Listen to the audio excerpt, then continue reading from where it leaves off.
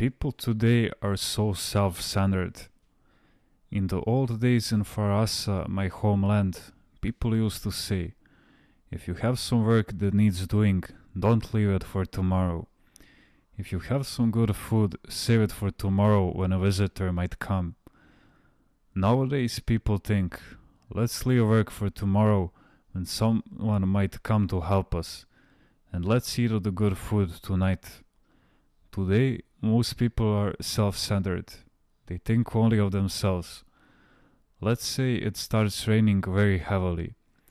You will see that most of you will start thinking of whether you have laundry hanging on the clothesline and will hurry out to pick it up.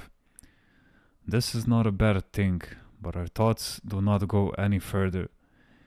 Even if they get wet, the clothes will dry again. But what about those people trashing their harvest? Do you feel for them, offer them a prayer? Or when lightning strikes, it is doubtful if a handful of people will think of the farmers or those who have green houses. People do not think of others. They don't go beyond themselves. Their thoughts constantly revolve around themselves.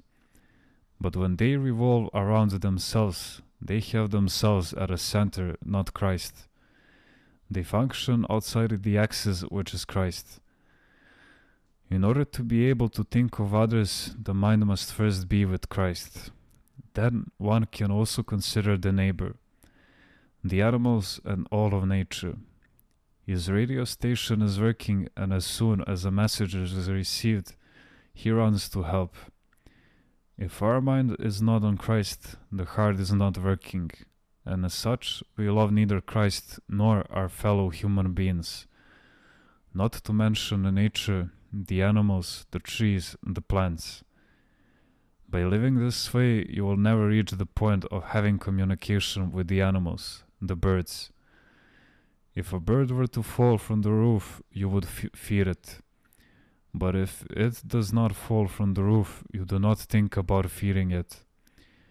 When I look at the birds, I say to myself, the poor birds need to be fed.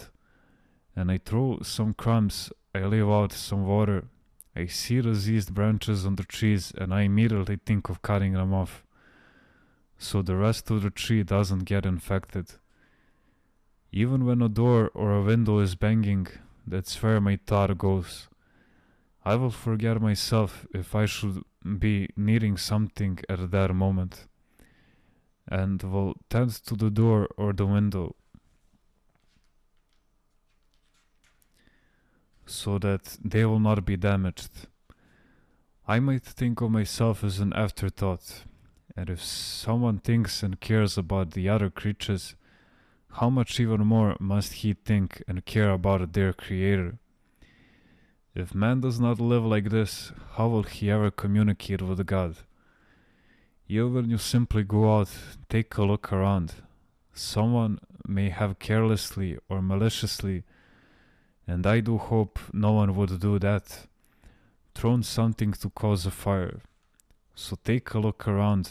This too is a spiritual act, for even a glance can bear love. When I come out of my calavi, I take a look downwards and take a look up towards the roof to see if something is burning. Unless, of course, one has such faith that if something does catch fire, prayer alone will put out the fire. Otherwise, one must take action. Also, if I hear an explosion, I pay close attention to see what it is. Is it a gun? Are they practicing? Is it a blasting charge? My mind runs immediately to such concerns, so that I may direct my prayer with a combos coini. One who disregards himself out of love for others will have the great care of God, and all people will care for him.